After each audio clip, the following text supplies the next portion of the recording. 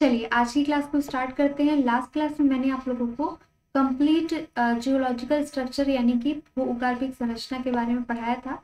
आज की क्लास का हमारा टॉपिक है छत्तीसगढ़ का प्राकृतिक विभाजन।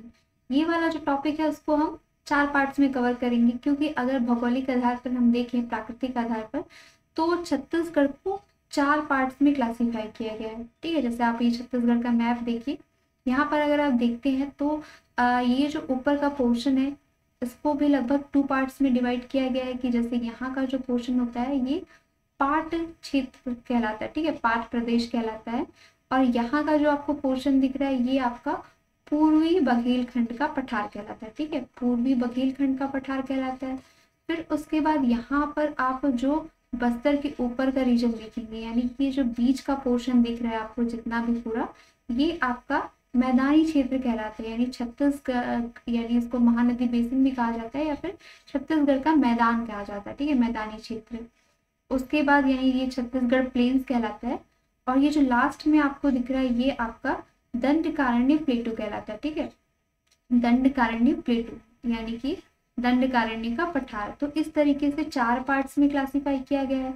तो हर एक लेक्चर में मैं आपको एक एक पार्ट का पूरा जो ब्रीफ में डिटेल है वो मैं आपको पढ़ाऊंगी, क्योंकि ये जो लेक्चर्स हो रही है वो आप सिर्फ एक एग्जाम को टारगेट करते हैं। छत्तीसगढ़ में जितने भी एग्जाम्स होते हैं आप सभी को टारगेट करते हुए पढ़ रहे हो, तो थोड़ा डिटेल में ही पढ़ेंगे, इसलिए वीडियो ज़्यादा लंबी ना हो, इसलिए थोड़ा सा आपको इसको पार्ट पार्ट में आपको हम कवर करेंगे। ठीक है, तो चलिए स्टार्ट करते हैं आज के इस लेक्चर को। तो आज का हमारा टॉपिक है पूर्वी बघेलखंड का पठार। आप इसके बारे में देखिए कि आपको क्या क्या चीजें याद रखनी है। जैसे आपको फॉर एग्जांपल पूछ दिया गया कि physical division of Chhattisgarh, what is physical division of Chhattisgarh, यानी कि छत्तीसगढ़ के प्राकृतिक विभाजन को समझाइए, इसके बारे में लिखिए। तो आपको बहुत डिटेल में ये चीजें समझनी है और हर चीज के बारे में क्या क्या इंपॉर्टेंट डिटेल्स है, जो भी फैक्ट्स होंगे उसको भी हम याद करेंगे और उसको मैप में भी इंडिकेट करेंगे कि कहाँ पर है। क्योंकि अगर आपको ये समझ में आ गया कि हाँ इसके बारे में क्या क्या चीजें याद रखनी है और मैप में ये कहाँ है, तो आप इसको फिर भूलेंगे नहीं। चलो तो सबसे पहले स्टार्ट करते हैं। पूर्वी बघेलखंड का पठार, शुरू से ही एंड तक हम जा रहे हैं, तो सबसे पहले हम इसी पोर्शन को कवर करेंगे। ये अगर आप मैप में देखते हैं तो इतने पोर्शन में ये ईस्टर्न बघेलखंड प्लेटू है, यानी कि पूर्वी बघेलखंड का पठार। सबसे पहले आप देखिए कि ये इसका एक्सटेंशन कहाँ पर है, एक्सटेंशन मतलब इसका विस्तार कहाँ पर है। तो इस पूरे पोर्शन में ये लाई करता है, क्या है, पूर्वी बघेलखंड का पठार। तो आपको मैप में दिख गया कि ये कहाँ पर है। अब इसके जो भी इम्पोर्टेंट, ठीक है, पर्वत पठार आएंगे वो भी मैं आपको इंडिकेट करके दिखाऊंगी। सबसे पहले देखिए, अगर यहाँ पे जो सबसे इसकी ऊंची चोटी कौन सी है, ठीक है, यहाँ पर इस पोर्शन में ये कैमूर पर्वत श्रृंखला है। ठीक है, इस पोर्शन में कैमूर पर्वत श्रृंखला है, जिसके अंतर्गत ये चंग बकार की पहाड़ियां आती है, चंग बकार। ठीक है, तो इसका इसी में एक क्या है, पीक आता है, देवगढ़ बोलते हैं। ठीक है, देवगढ़ की पहाड़ी। तो वो चीज आप नोट डाउन कर लीजिएगा, ये जो देवगढ़ है ये इसका पीक पॉइंट है। यहाँ से आपको पूछा जा सकता है कि जो पूर्वी बघेलखंड प्लेटू है इसका पीक पॉइंट कौन सा है, यानी सबसे जो इसकी ऊंची चोटी है वो कौन सी है। तो आपको वहां पर बताना पड़ेगा कि इसकी जो सबसे ऊंची चोटी है वो देवगढ़ की पहाड़ी है। और उसका हाइट भी आपको याद रखना है, एग्जाम पॉइंट ऑफ व्यू से इंपॉर्टेंट है, 1033 मीटर। ठीक है, इसको आप नोट डाउन कर लीजिए। उसके बाद यहाँ पर दूसरा पॉइंट आपको ये चीज याद रखना है कि ये जो ईस्टर्न बघेलखंड प्लेटू है इसका मेन खनिज कौन सा है, मिनरल कौन सा है। ठीक है, तो ये सबसे ज्यादा इसमें कौन सा खनिज पाया जाता है, तो कोयला पाया जाता है। आप जानते हैं छत्तीसगढ़ में कोयला से कितना ज्यादा राजस्व की प्राप्ति होती है, इसलिए बहुत ही इंपॉर्टेंट एरिया है। ठीक है, आप जानते हैं यहाँ कितने सारे कोल माइंस है। तो अगर पूछा जाए कि ईस्टर्न बघेलखंड प्लेटू का मेन मिनरल कौन सा है, तो ये कोयला है।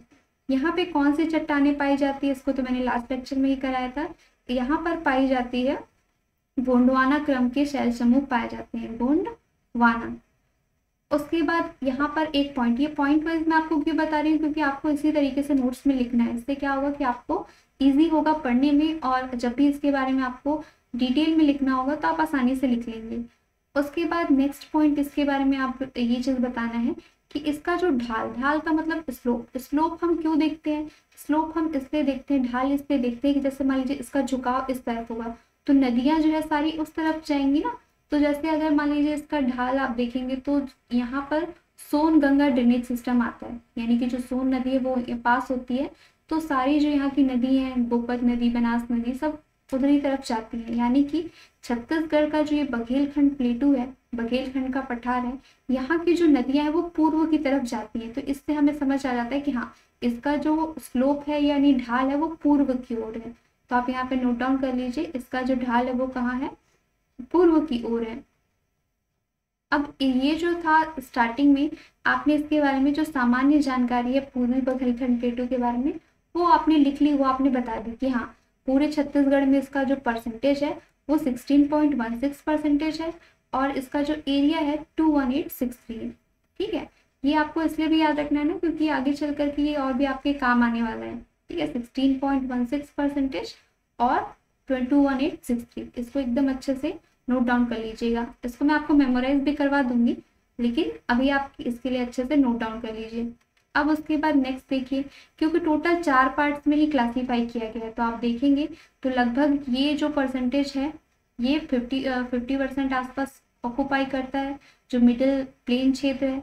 उसके बाद ये जो लास्ट में आपको दिख रहा है दंडकारण्य वाला, ये आपका 28% आसपास है। तो देख रहे हैं ना, लगभग 70-80% तो इसी में चला गया। अब यहाँ का जो परसेंटेज है वो 16 और लास्टली ये जो पार्ट क्षेत्र है वो 4% आसपास है। तो ये आप लोगों को आई होप सो यहाँ तक क्लियर हो गया होगा। अब इसके बाद नेक्स्ट देखते हैं, यहाँ पर अब हम इंडिकेट करेंगे कि कौन कौन सी पहाड़ियाँ पाई जाती है और कौन कौन सी चीज़ें आपको मैप में इंडिकेट करना है। ठीक है, तो आप इसको ध्यान से देखते जाइए, आपको नोट डाउन भी करते जाइएगा, अदरवाइज नोट्स तो आपको टेलीग्राम पर मिल ही जाएंगे। चंगबघार की पहाड़ी, इसमें आपको क्या क्या चीज़ें याद रखनी है, तो इसका पहले तो आप मैप में इंडिकेट करके देख लीजिए कहाँ पर है। तो ये इस पोर्शन में ये चंगबघार की पहाड़ी लाई करती है, यहीं पर ये कैमूर पर्वत श्रृंखला भी है और इसका जो हाईएस्ट पीक अगर आपको पूछा जाए तो देवगढ़ की पहाड़ी, और आप बता देंगे इसका, अगर आप देवगढ़ का भी पीक का नाम देखोगे ना तो लीलावनी है। ठीक है, लीलावनी, तो ये भी आप नोट डाउन कर सकते हैं। ठीक है, अब उसके बाद यहाँ पर नेक्स्ट पॉइंट देखते हैं, कैमूर पर्वत श्रृंखला जो है वो किसका विस्तार है, तो यहीं पर क्या है, विंध्याचल पर्वत है। ये चीज याद रखिएगा, हमेशा विंध्याचल और सतपुड़ा में कंफ्यूजन होता है। तो विंध्याचल ऊपर है, सतपुड़ा नीचे है, तो यहाँ पे जो मैकाल पर्वत आएगा वो सतपुड़ा का एक्सटेंशन है। ये जो है कैमूर पर्वत श्रृंखला ये विंध्याचल का विस्तार है, यानी जैसे विंध्याचल पर्वत है ना, तो उसी के ये आगे ये बढ़ा हुआ ये कैमूर पर्वत श्रृंखला है। ठीक है, तो ये चीज है कि चंगबघार एंड कैमूर पर्वत श्रृंखला, इन दोनों के बारे में आप आराम से पॉइंट्स लिख लेंगे कि ये कहाँ पर है, कहाँ पर फैली हुई है। तो कोरिया हो गया, कोरिया के बाद सूरजपुर हो गया, थोड़ा सा बलरामपुर, एंड ये जो अपर पोर्शन ऑफ सरगुजा है वहां तक ये फैला हुआ है। पीक के बारे में आप बता देना। फिर उसके बाद ये कैमूर पर्वत श्रृंखला भी, मतलब ये जो कैमूर पर्वत श्रृंखला है चंगबघार उसके अंतर्गत आता है। ठीक है, पर्वत श्रृंखला क्या हो जाता है, बहुत बड़े पार्ट में हो जाता है। अब उसके बाद दूसरा आप लोग यहाँ पर देखिए, रामगढ़ की पहाड़ी सीता लेखनी, यानी इस पोर्शन में जो कुछ इंपॉर्टेंट पहाड़ियाँ आती है उसके बारे में भी मैं आपको बता देती हूँ। देखिए वो कहाँ कहाँ है और उसके बारे में कौन कौन से पॉइंट्स आपको याद रखने हैं। चलो, सबसे पहले यहाँ पर आपको सीता लेखनी देखना है। सीता लेखनी पूछा भी जाता है कि कौन से जिले के अंतर्गत आता है, तो वो मैप में कुछ यहाँ पर है। कौन सी पहाड़ी है ये, सीता लेखनी कहा जाता है। यहाँ पे सीता जी ने कुछ लिखा था, ठीक है, इसीलिए इसको सीता लेखनी का पहाड़ी का नाम दिया गया है। इसको आप कैसे याद रखेंगे, तो आप ऐसा सोचना कि सरगुजा में यहाँ आसपास रामगढ़, ठीक है, यहाँ पर क्या है, रामगढ़, जहाँ पे राम जी, सीता जी, लक्ष्मण ने यहाँ पे वनवास के दौरान कुछ समय बिताया था। रामगढ़ तो लगभग सब घूमने गए होंगे, आषाढ़ यानी जून के समय में यहाँ पे मेला भी लगता है, रामगढ़ महोत्सव। तो ये जो सीता लेखनी की पहाड़ी है इसको आप ऐसे याद रखना, सोचना कि जस्ट सरगुजा के ही पास होना चाहिए। और रामगढ़ तो ऑलरेडी सरगुजा में है, यानी सीता लेखनी ऑब्वियस सी बात है कि सरगुजा से कहीं अलग होगी, तो जशपुर में है नहीं, just Surajpur, S for Surguja, S for Surajpur. तो वैसे करके आप सुर से याद रख सकते हो, SUR आपको याद आ जाएगा, क्योंकि ये जनरली कंफ्यूजन हो जाता है ना कि सीता लेखनी भी कहाँ है, सरगुजा में है, सूरजपुर में है, दोनों का नाम एक जैसा होने के कारण थोड़ा कंफ्यूजन क्रिएट करता है। तो ऐसे ही आप याद रखना, सरगुजा, ठीक है, रामगढ़, नाम एक ही जैसा है ना, सरगुजा, रामगढ़, वैसे सूरजपुर और सीता लेखनी, इनमें भी आप ऐसे रिलेशन कर सकते हैं कि ये जैसे रामगढ़ हो गया तो सरगुजा 4 अक्षर का है, ये भी 4 अक्षर का है, सूरजपुर भी 5 अक्षर का है और ये भी 5 अक्षर का है। तो ऐसे करके आपको याद आ जाएगा। मैप में भी आप इस प्रकार से इंडिकेट कर लीजिएगा। तो ये है। और रामगढ़ के बारे में एक और पॉइंट आप लिख लीजिएगा, नोट डाउन कर लीजिएगा, ये भी आपको याद रखना है। रामगढ़ की पहाड़ी में सीता बेंगरा, लक्ष्मण बेंगरा और जोगी मारा की 3 गुफाएं हैं, जिसमें से जोगी मारा जो है वो मौर्यकालीन है, जिसमें कि देवदत्त और सूतनुका के जो स्टोरी है वो वहाँ पे मेंशन की गई है। उसके अलावा जो सीता बेंगरा और लक्ष्मण बेंगरा है वो रामायण कालीन है। वहाँ पे ऐसा कुछ है कि मतलब कुछ ऐसे बना हुआ है, उसमें अगर अभी भी कोई अगर लकी पर्सन है तो उसमें चावल निकलेगा, तो आप भी ट्राई कर सकते हैं जा करके। ठीक है, तो ये चीज़ याद रखिएगा कि सीता बेंगरा, लक्ष्मण बेंगरा 3 चीज़ है यहाँ पे। और ये जो रामगढ़ में है वो विश्व की प्राचीनतम नाट्यशाला यहाँ पर है। स्टेज है ना, वो ही क्या बोलते हैं, विश्व की प्राचीनतम नाट्यशाला है। ये भी क्वेश्चन एग्जाम में पूछा जाता है कि किस जिले में विश्व की प्राचीनतम नाट्यशाला है, तो रामगढ़ में है। और रामगढ़ कहाँ आता है, सरगुजा जिले के अंतर्गत आता है। ये फैक्ट एक चीज हो गया। उसके बाद एक और फैक्ट आप यहाँ पे नोट डाउन कर लीजिएगा कि ये जो रामगढ़ की पहाड़ी है वहां पर ही कालिदास ने बैठ करके किसकी रचना की थी, मेघदूत की रचना की थी। ठीक है, ये काफी फेमस है। और ये तो मतलब संस्कृत में है, किसकी, मेघदूत की रचना की थी। तो इसका छत्तीसगढ़ी रूपांतरण किसने किया था, ये आप लोग कमेंट सेक्शन में बताएंगे, क्योंकि ये जो साहित्यकार वाला टॉपिक है वो मैं आपको आगे वीडियोस में करवाऊंगी, जब मैं आपको छत्तीसगढ़ की जनजाति वाला पार्ट करवाऊंगी। लेकिन अभी आप लोग कम से कम कमेंट सेक्शन में लिख करके बताइए, देखते हैं किसको किसको याद है। काफी फेमस क्वेश्चन है ये कि मेघदूतम की का जो ट्रांसलेशन है, छत्तीसगढ़ी रूपांतरण, वो किसने किया है। ठीक है, कमेंट सेक्शन में आप लोग लिख करके बताओ। अब यहाँ पर आपने रामगढ़ इंडिकेट कर लिया, सीता लेखनी इंडिकेट कर लिया, और कुछ कुछ पहाड़ियां हैं जो कि इंपॉर्टेंट है। यहाँ पर एक आता है देवसर की पहाड़ी। ठीक है, देवसर की पहाड़ी, तो ये भी आप नोट डाउन कर लीजिएगा। यहाँ पर आप देखेंगे मांझी टोली करके एक आती है जगह, तो वो भी हो गया मांझी टोली पहाड़ी। अब यहाँ पर ये सारे तो कुछ माउंटेन्स थे। अब आपको यहाँ पे कुछ बेसिन्स के भी जगह याद रखने हैं। ठीक है, बेसिन क्या होता है, रिवर्स के द्वारा ये बनाया जाता है। ठीक है, जहाँ जहाँ पे जो सा रिवर होगा वहाँ वहाँ पर उसकी बेसिन होगी।